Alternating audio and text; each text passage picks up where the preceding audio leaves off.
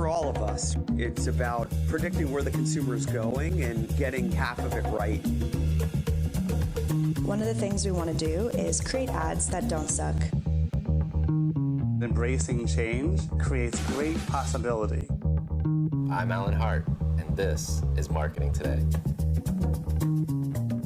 Today on the show, I've got Stacey Pool. She's the Chief Marketing Officer at Noodles Company. She's been there since January of 2020. And prior to joining Noodles, Stacey held a variety of leadership roles at Vail Resorts, including Senior Vice President of Season Pass Marketing, Chief of Staff to the CEO, Vice President of Digital Experience. She's also had stops in her career at Nike and in consulting. And on the show today, we talk about her path, how she ended up at the CMO job at Noodles Co., what she was trying to tackle in the first 100 days, and how that plan changed quite a bit. You'll hear a lot more about that. We dive into digital efforts, data, and people, all in this conversation with Stacey Pool. I hope you enjoy it. Stacey, welcome to the show. It's nice to be here, Alan. Thanks for having me. Absolutely. I'm looking forward to, I love talking about food. And so we're going to have a fun conversation in general. But before we get even there, another thing I like to talk about is travel. And I hear you are a world traveler with a 13 and 16-year-old in tow. Tell me more about that. Yeah, we've traveled with them since they were babies. We just have always loved to travel and experience different things. We recently took them to Ireland in August. That was quite the adventure. What was the adventure about it is them missing school. So we took them out of the first week of school, which their teachers loved. They thoroughly loved it, but their teachers weren't too happy. And then we're heading to Italy. We're actually going to fly into Munich and then do Italy at the end of the year. So, my son is at this interesting age. He's the 16-year-old where he still kind of wants to hang with us and he wants to get the luxury of traveling with us.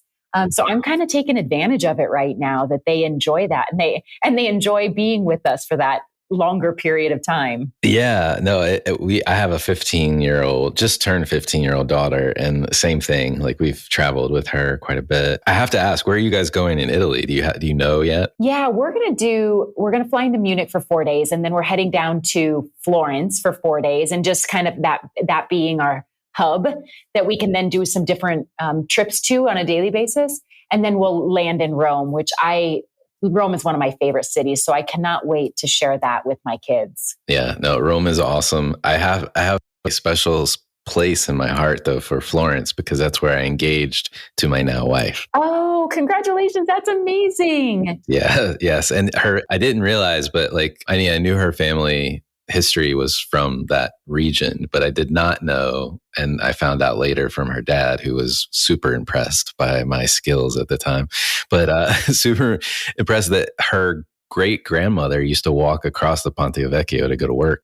Really? Yeah. And that's where I proposed. So yeah. Oh my gosh. It's a special place. We've gone back a few times. We're going to be there over New Year's Eve. And so the fireworks show over the Ponte Vecchio is something that we kind of centered everything around with this trip. So yeah, it's a good connection between you and I. Yeah. Well, you'll remember me when you're walking That's across. Right. Yes. That's right. Let's talk business. Let's talk even more great things, food and things like that. So I'd love to get what your path, where did you start and how'd you end up as Chief Marketing Officer at Noodles Co? Yeah. I've had a very interesting path. And I really love my path. And I share that with my team a lot because I've experienced a lot of different things. I went to university at the University of Arizona, but during that time there, I just kind of tried a bunch of different classes. And one that I fell in love with was one around coding, actually. I loved coding and user experience. And so I took a Jacob Nielsen class, who's kind of the guru, or at least back then was the guru in user experience. And just said, oh my gosh, this is what I want to do with the rest of my career. And that's crazy to say that because I get to do that to some extent in a CMO role, but there's a lot more that I've learned along the way. But what happened coming out of college is I thought, I'm going to start in the consulting world because I wanted to experience different industries and different skills. I just wanted to learn different things. And so I went and I joined Accenture, Anderson Consulting at the time. And I immediately got, on an amazing client. I was with Sprint at the time and then ended up doing database development, which is crazy to even think. But what that really sparked was this kind of curiosity around how things are built, how things work. And I just have this desire to just learn all the time. And so that was kind of like the first time that I realized, oh, wow, I'm just curious. I love learning. I love trying new things. And then what ended up happening from there is I shifted over to client side and moved over into the digital space because I was like, well, I'm kind of over doing database work. Let me switch over to digital. It was really the point at which it was booming. And from then on out, I lived in the digital space. And that's really what I do to this day. Even though as a CMO, you're doing so much more, so much of my role is how are people engaging digitally? What's the experience that you want to give them digitally? And then how do you complement it on the physical side too? But my path, I went to Nike for a little period of time and worked on Nike ID. I got to build that business up from the start with some really smart people, learned a lot about brand marketing at that point as well. Went over to Vail Resorts, just honed my skills even more. And within Vail Resorts, what they're so amazing with is that they really do focus on lateral movement and lateral development. So I moved from different parts of the business, ended up running the season pass team. But even in my stint there, I got to be the chief of staff for the CEO there, which gave me exposure to investor relations, acquisitions, which was just amazing. And that really, at that given time, really solidified my desire to be in a more prominent role to help drive businesses, drive team and growth. And so, yeah, I've done a lot of lateral movements, and I've been CMO here at Noodles & Company now for 3 years in the restaurant space. So a new industry, but definitely loving it and enjoying everything that I'm learning right now. You've had some amazing experiences, not only across industries and functions, but also, I mean, that last position you were talking about with the chief of staff to the CEO, seeing ultimately your boss's view of the job through working with that function, right? That position, I guess, the CEO. How have those like lateral moves and like experiences, do you think helped you in your current executive role? Oh, I have a lot of answers to that, but I'm going to really hone it in on two. I think the first one I would say is I'm a very agile leader, and I've learned that through taking these lateral moves. Because when you take lateral moves, you're broadening your skills around different areas, whether that's in IT or whether that's in marketing or finance. And I was blessed to be able to really expose myself to a lot of different, like you said, industries, but even a lot of different functions. I started my career in IT coming out of college and then gradually worked my way over to the business. And so it's been super interesting about just how I've had to become a more agile leader through that process. Because normally, like if you were just in marketing, it's just going to be where you're learning maybe one thing and exposing yourself to just marketing things. But as I then transitioned over to the CEO support role, what it ended up doing was opening my eyes to a bigger business sense. And that's what I didn't expect to be so passionate about, where I can be an agile leader, but learning the financial side, I even learned more in marketing side, learning how he was just a master at understanding and engaging with investors. And just, it opened my eyes to how critical the CEO role is when it comes to engaging with investors and really the credibility around the company.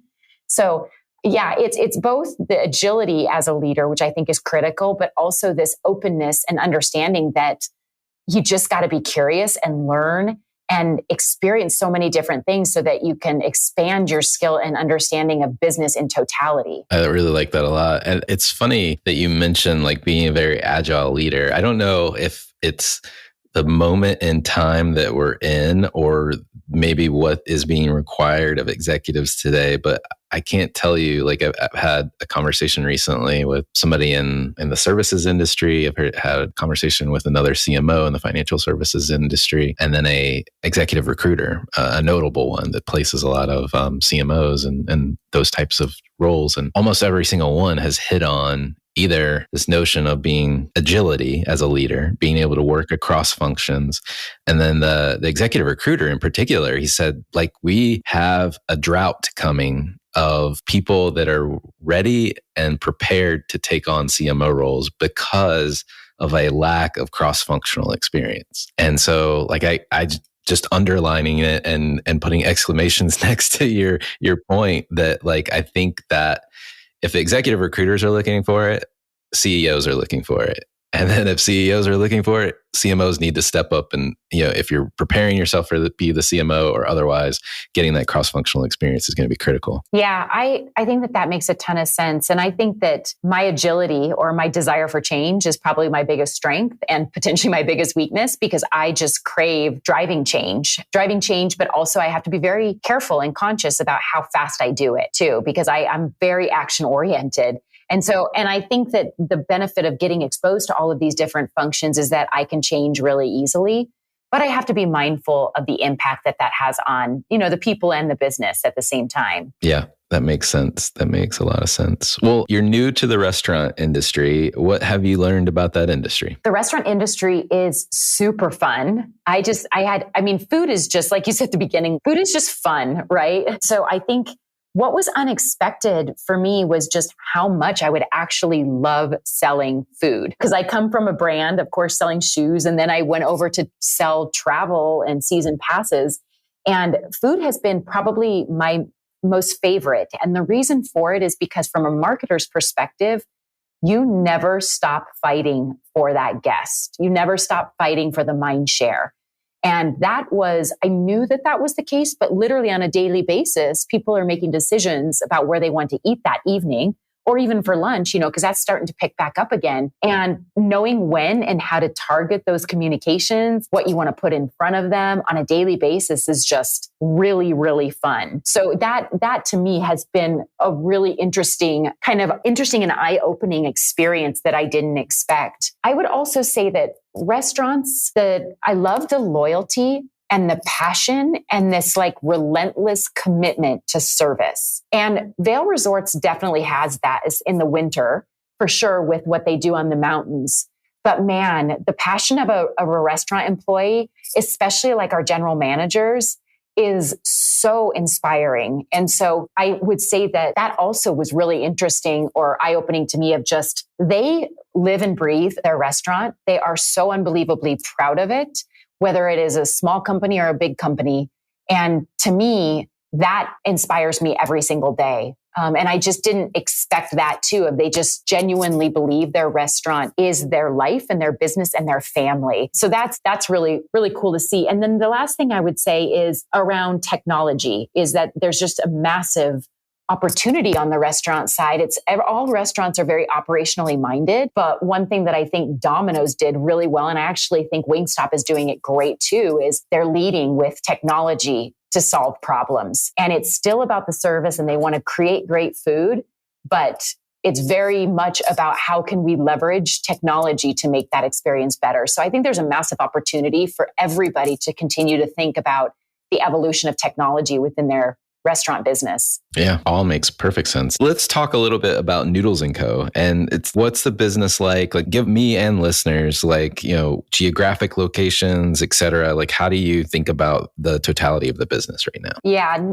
Noodles & Company is a Boulder-based business. We've been around for, I think we're hitting our 28 years this year. We have about 450 locations across the United States, primarily focused in the Midwest, but we do have locations in Florida, East Coast, as well as the West Coast. But our bigger markets are Colorado, Minnesota, Illinois, Wisconsin. We sell very flavorful noodles dishes. And the reason I say flavorful is that we really pride ourselves on making sure that we're bringing different global flavors into our sauces and then pairing them with the noodle that we believe pairs best with that sauce.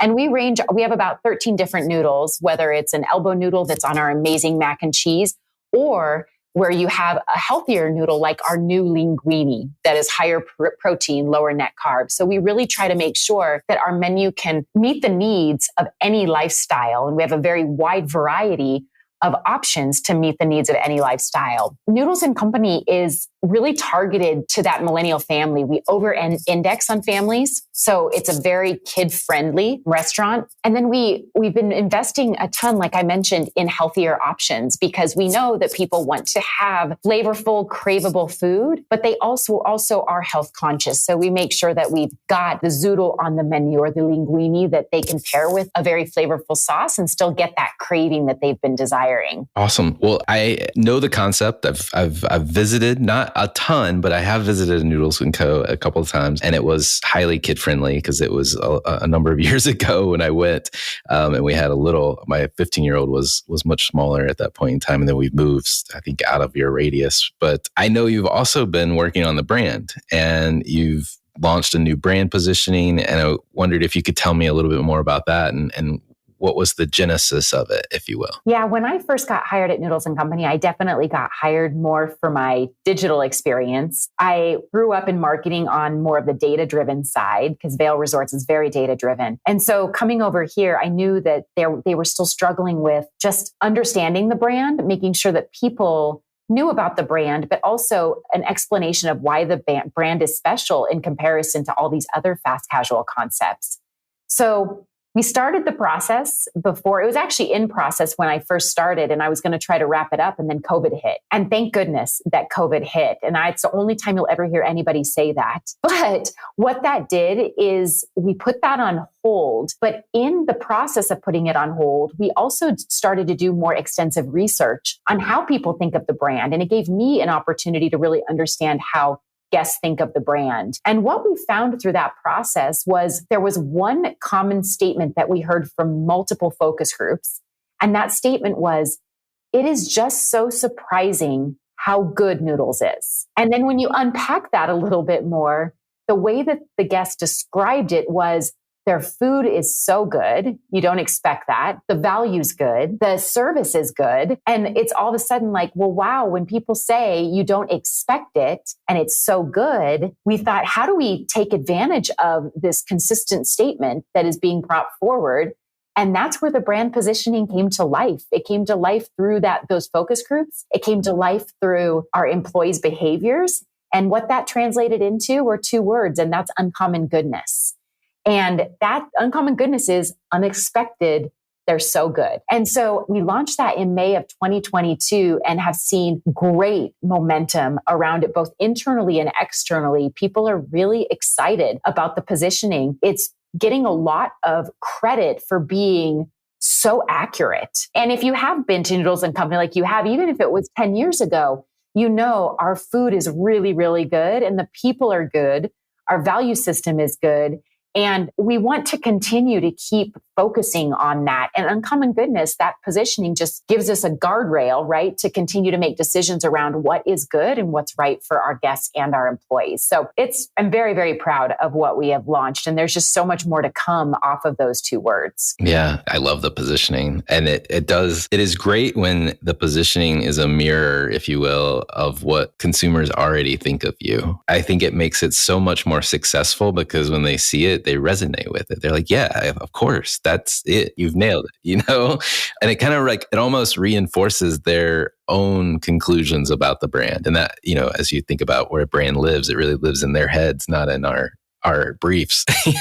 It just is self-reinforcing in many ways. But you've been as CMO for 3 years, if I got that right. But every new leader comes in and they obviously have a 90, 100-day plan when they take on a new role. You've gone through a brand repositioning or refresh. If you can remember back to when you took over, I'm curious, what were you setting out to accomplish when you came in? Alan, you're not going to believe this, but I was just thinking about the 100-day mark. And the 100-day mark was literally the start of the pandemic. So if I go back and write that, I would have never written that a pandemic would start on my 100th day. So I'm a huge fan of 100-day action plans. I love that book. I read it. I prepared. I absolutely put a 100-day action plan together. And honestly, even though the pandemic happened, we have maybe been a little bit slower on what I wanted to accomplish. And not so much in that 100 days, but one of the things that I wanted to accomplish in that 100 days was delivering a strategic plan to our board, which I delivered 2 weeks before the pandemic started. But one thing that hasn't stopped was what was part of that strategic plan. And for us, it was, how are we going to continue to grow the brand, grow awareness, make sure that we're viewed differently, right? And that's just what I talked about with Uncommon Goodness. The second piece we talked about was advancing our digital agenda, which little did I know that digital agenda would be advanced within a month, and we would have to have kind of rethink our whole digital experience, getting delivery launched as fast as we did, curbside as fast as we did. So luckily there was a start before I arrived, but there was a lot of work that had to be done in a very short period of time. But the beauty of digital now is that we're just building on what we've created. So we're starting to do some redesign work digitally. We're bringing digital signs into the restaurants, which we had talked about 3 years ago. And then the last thing that I'm super passionate about is the data side. And I pitched to the board early on within that 100 days was, we're going to grow our loyalty program. We're going to grow our data so that we can have a more targeted experience, a more personalized experience with our guests. And we've absolutely done that. Like, we have a very rich rewards program now. We are mining that data on a regular basis. It's, I was with my team this morning, and the amount of data and knowledge they have about their respective areas is tenfold that of what it was 3 years ago. So we've been able to progress all of those things. It just might have been a little slower than I anticipated, just because we had this thing called the pandemic that went alongside it. But really proud still of what we've accomplished in those 3 areas. Yeah. Let's dive in a little deeper to each of those, if you don't mind. Because to your point, it was trial by fire during the pandemic for most businesses, especially on the digital front. You mentioned standing up delivery and curbside offerings. How are you approaching digital now? I hope it's calmed down for you as you think about digital and the digital transformation going forward. Yeah, it hasn't necessarily calmed down from the guest expectation. I would say that we have seen people start to come back in the restaurants more, which is exciting to see, because I think people are craving that connectivity. And they do stop and they have a meal at Noodles. But on the digital side, we continue to invest in some of the core areas that we think do drive our business. During the pandemic, number one was conversion rate optimization. I'm very passionate about, you have to make that experience and that ordering process as seamless and easy as possible. We saw actually, and for people that are geeky like I am when it comes to data and digital, we doubled our conversion rate during the pandemic. It was a significant change of what we did. And keep in mind that it doesn't mean that more people are coming to your site. It literally means that you're optimizing the experience to get people through that ordering funnel. So really proud of what we've done there. And now what we're doing is we're really trying to incorporate the brand and Uncommon Goodness into that digital experiences. How are we going to bring special and unique experiences while keeping in mind that we want to make that ordering process as easy as possible? And then as we venture into 2023, it'll be more about personalization and A/B testing, which we geek out on, because we definitely want to make sure that when we do we're growing the number of people that are coming into our web and app experience. And so how do we make sure that they get the exact experience that they want, both through A/B testing and personalization? So lots going on digitally. On the restaurant side, though, we've started to expand our digital signage in the restaurants. And we're doing a lot of testing around, how do we just drive check size in the restaurant? What would we need to put on our menus to do that? And we've gotten some great learnings, and then we're going to continue to keep doing that, both from an optimization standpoint around menu layout, but then even small things like, if you animate this image, does that actually drive the product mix up for that certain product? So a lot more to do there, but it's exciting to have a little bit more flexibility to test the experience digitally too in restaurant. Yeah. Well, and you sometimes forget that the transaction happens either in an app, on a website, or at the counter, or at the table, whichever way it goes. So yeah, you kind of forget that digital can play a part even in a physical environment, especially with things like you're talking about, like digital signage, et cetera. So I love that example. That's a great one. Well, on the data front, data is a tricky area today with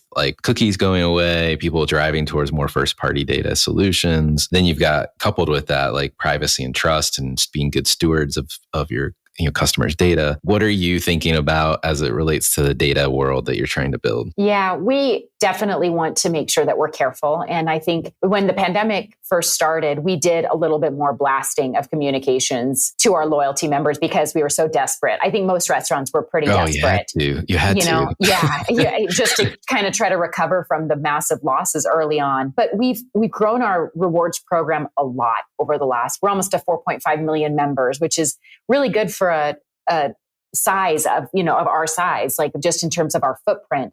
So we have about 4.5 million members. But what we really do with that data is we define our segments, like how we are going to market with the segments that we have. And that's really behavioral based.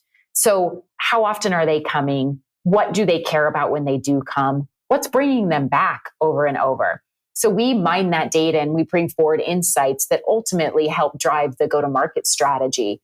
And then within that, we have what we call our marketing channel teams, where they're taking those insights that we have around, if you are somebody that comes to us, I don't know, say once a month, what dish is it that you prefer? And how can we then deliver that in the communications to you so that it encourages you to come back and grab that dish because we know you liked it or we believe you liked it. The other part of it, though, is starting to play around with how are we exposing our guests to other items? So we know you like the mac and cheese. How about you try the penne rosa? And there's a lot of benefits to that. There's a benefit of recognizing, oh, wow, you know me, and you recognize the fact that I came and I got the mac and cheese.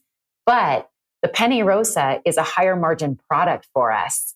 So it's delicious and we want you to try it, but then there's a financial benefit to it too. So we're trying to use the data to not only benefit the guest experience, but also benefit profitability because of the fact that, the costs are so high right now. And there's a ton of margin pressures right now. So we start to do some of that too. One last thing I'd say is back to the digital thing is taking that data. We're actually implementing a CDP, a customer data platform right now. And what that will do is allow us to segment more quickly, but then, integrate the data and use it in all of our various channels so it feels connected and personalized across all of the touch points that you engage with us.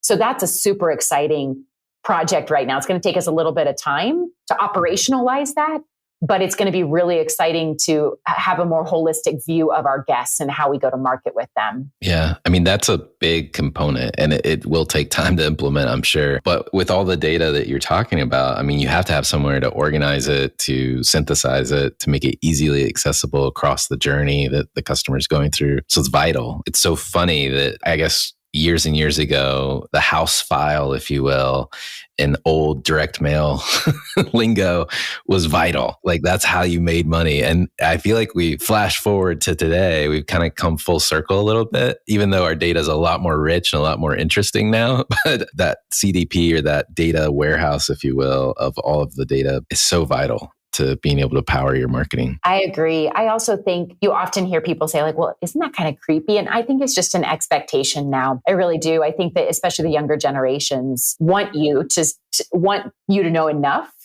that it's like, make it easy for me because there's just this instant gratification that people crave. And so I do think it's okay as long as you're respectful and you're using it in a way that makes the life of your guests better. And I definitely think that's what we're focused on. Yeah, no, I 100% agree. I think if you're providing value based on the data that you have, that value to the consumer, ease, simplicity, actually discovery with a new dish that they didn't necessarily know that they might like, I mean, creates enjoyment if done right. So yeah, I agree. Well, now you've got a brand refresh, you've got digital initiatives that have bloomed and taken off. You've got this data component and all these use cases. And you mentioned, the employee side and people, and you can't really do all these things without people.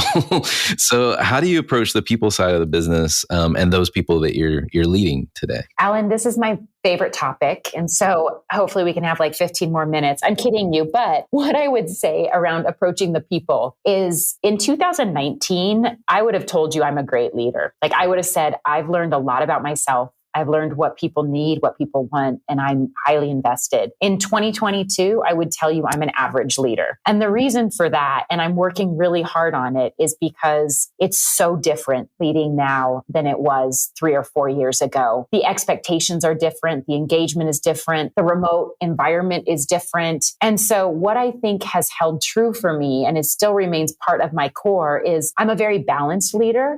Like I will push people. I will drive the business. I have very high expectations, and all of my people would say that, but they would also tell you that I care deeply about them. Like I genuinely love my team, and they are the things that wake me up in the morning, and they are the people that that I think about when I go to bed. I'm very balanced, but the one thing that I've struggled with over the last 3 years is that push and pull that happens when you're a fairly balanced leader. And during the COVID timeframes, like I needed to lean more on that compassionate, caring side. And that was uncomfortable for me because I wanted it to be more balanced. And then in some cases, I have to push the growth in the business more when we might not be performing the way that I want to. And so what I'm still trying to play around with is, what do my employees need at this time now after COVID? Like so many of the articles that you read say you should be leading with compassion first and foremost. But what I think that sometimes does is it removes the accountability that you need in order to drive the business too. So when I say average, I would say I'm working on being great, but I'm still trying to figure out what balance looks like in this quote unquote post-pandemic world. No, it seems like, even during the period of the pandemic, we've gone through so much, like just as a culture, as a community of people. You start off with a pandemic, and then you have the conflicts that happen, George Floyd, mass shootings, like literally thing after thing after thing. And I think people are coming out of this now with trauma that they didn't realize that they have, and I think we're still in this great adjustment period, to your point. And it doesn't surprise me that you're like, this point in time, I think I'm average, but you know what? I think that's awesome. One, because you've already demonstrated you're a growth mindset person and you're going to go learn, you're going to be curious and try to learn and make yourself better. And those are the type of leaders we need, because it is a very dynamic environment for all the reasons we've been talking about. But kudos to you. Yeah. That's a great way to say it. The growth mindset is exactly the way I live my life. And there's some things that are starting to work. Like I just got our engagement survey back and I was like, oh my gosh, something's working. Right. And so it's encouraging to get those little wins, but with somebody that values it more than anything in my job, it's been an interesting 3 years to try to figure out how to engage when time, like you said, there is trauma. There's more challenges in people's lives, especially young parents too, and moms. And it's just different now. And so I'm still trying to figure out how to lead. You're not alone. I appreciate that. Thank goodness. Yes, you're definitely not alone. Well, yeah, we could talk about this for days, but I'd love to switch gears. We know you like traveling and many other things, but like my favorite question to ask every first time guest is, has there been an experience of your past that defines and makes up who you are today? Yes. I'm going to say there's two. And it goes back to what I said early on around my agility. We moved a lot when I was young and not a lot. I think it felt like a lot to me as a child, but I moved different states. And I think that's what made me embrace change. Like I had to learn how to be agile and how to engage with different people in a new setting. And so I've never feared starting a new job. I've never feared walking into a new situation. It never challenged me. It doesn't challenge me because my parents gave me that gift. Now, back then I wouldn't say it's a gift, but they gave me a gift of exploring and experiencing change, which I'm so grateful now in my role that I was given that gift. The second thing I would say is I would call it courage. And they're watching my parents go through some challenging situations when I was young. I can't imagine two more courageous people. And that to me is like, I have just this inner drive and passion around doing the right thing. And I always have, and I always will, but that is 100% there. It's applicable to what I saw them do, is that they never stopped fighting for what was right. And that to me inspires me even to this day where, like I said, it can be a strength and it can be a weakness for me, but I definitely have this do the right thing mentality and just have the courage to speak up and fight when you know it's the right thing. So I'm really grateful for that. What advice would you give your younger self if you're starting this journey all over again? I would give myself probably more grace along the way. I don't know if there's a ton of advice I would give myself other than maybe some grace, because I feel like you're on this journey for a reason, for sure. But the only thing I would say is like, I worked really hard to know who I am as a leader and as like to my core of what matters to me. And so along the way, when I'm exploring that, I wish I would have given myself a little bit more grace to learn what type of person I really wanted to be and what kind of leader I wanted to be. And I was going to make mistakes along the way, but just making sure that I give myself grace as those mistakes come to fruition. I love that. And it's it's true with a lot of very high powered, like type A person people. We're really tough on ourselves as much as we are trying to drive for results. And it's easy to see the faults versus the successes some days. I resemble that. And that's why I'm saying it out loud. And then we have children that are like that too. So then we're having to take care of that as well. Yeah, exactly. My wife looks at my daughter and says, "That's little Alan." And I'm like, oh gosh, that's not good. But curious if there's a topic you think marketers need to be learning more about today, or maybe something you're trying to learn more about yourself. I definitely think marketers need to be learning about CDPs. I would say that most organizations haven't even considered it. We were with a vendor this week and they had quoted that most or almost all their clients aren't even talking about it for 2023. And I definitely think I'm so glad that we're getting ahead of that, because I do think that having one central location that is able to pull in all the behavioral data that you need to be able to be more successful in your marketing campaigns, I think that is a critical component. I'm super interested in the way influencers are going to evolve. And I don't know what that's going to look like yet, because I do think that there's a lot of social movements happening out there because there's so many people that want to be influencers because they think that that's their path. But I do think there's something special about the micro-influencer movement that's happening, and like people wanting to advocate for brands or causes that you can tap into and help boost their influencer following, but yet benefit the brand. And so I'm really interested to see, like, I don't think it's going to be as much of the Charli D'Amelio's anymore of just, the dancing in front of the video camera. I think it's going to be experiences and how people are taking you on their journey. And I just think it's going to transform the way brands are presented a little bit, I think. But I'm super intrigued by what's going to happen with influencers. Yeah, no, I would agree on both of those ideas that you're trying to delve more into. On the CDP front, like what you were describing earlier around the business levers that you can pull if you do have the data to pull them. Until you get all your data in one place, it's really hard to see the end-to-end outcome. You might see the front part, you might see the middle part, but being able to tie it end to end doesn't happen until you get all your data in the same place. So that's 100% agree. And influencers it's the wild, wild west. I mean, like it's changing every day. It will be interesting area to watch for sure. 2 more questions for you. Curious if there's any brands or companies or causes, even on a personal level, that you follow or you think other people should take notice of? I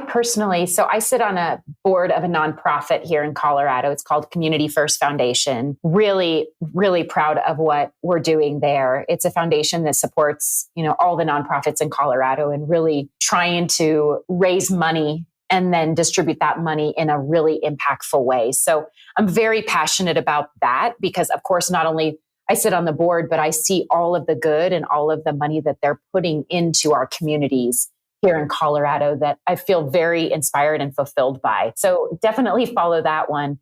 But when it comes to brands, that's a really good question. I think if you talk about it within the restaurant space, I would say there's a lot I actually follow, and I would say that I love and I admire. And I think that starts, I mentioned Wingstop. I think that their digital transformation is fascinating. I think their marketing org structure, their MarTech org structure, and what the bold moves that they've made there have also been really interesting to me. I look at Raising Cane's from a brand and loyalty perspective.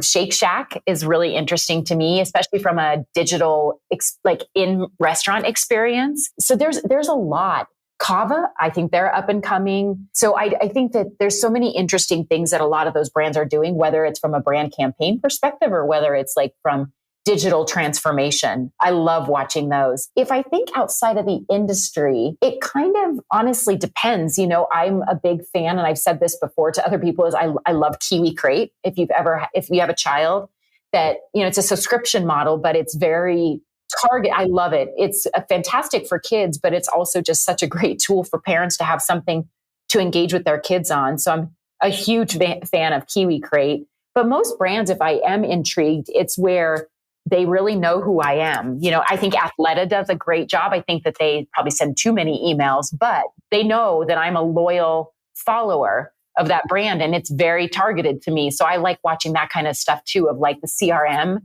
campaigns and the personalization that comes in them. So I definitely follow that just because I like to see how much they learn about me along the way and how much more targeted the communications get because of what they know about me. No, those are all really great examples. And not in a not too distant future, I'll be interviewing Jay Livingston at Shake Shack. So yeah, you'll get listen to that episode. It'll come somewhat after yours.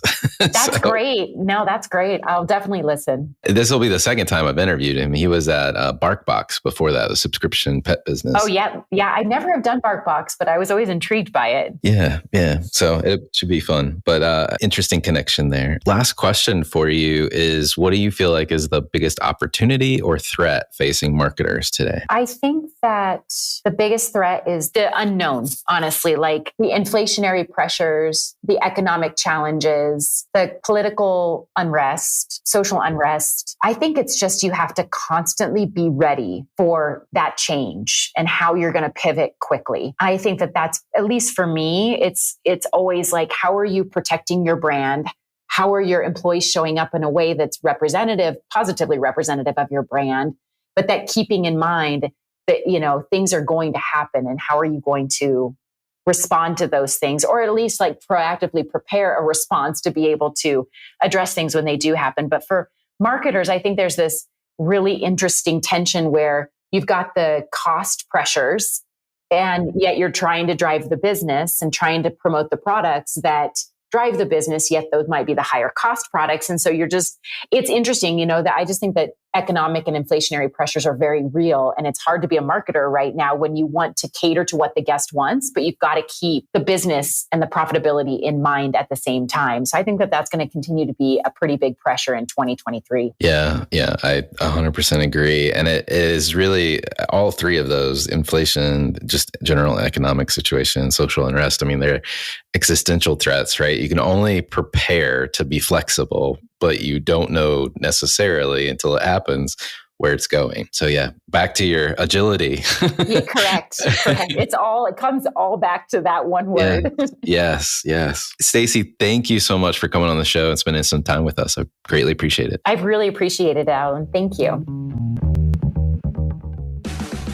Hi, it's Alan again. Marketing Today was created and produced by me, with support from my team and podcast editors, sound engineers, and writers at Share Your Genius. Find them at shareyourgenius.com. If you're new to Marketing Today, please feel free to write us a review on iTunes or your favorite listening platform. Don't forget to subscribe on marketingtodaypodcast.com and tell your friends and colleagues about the show. I love to hear from listeners. You can contact me on marketingtodaypodcast.com. There, you will also find complete show notes, links to what was discussed in the episode today, and you can search our archives. I'm Alan Hart, and this is Marketing Today.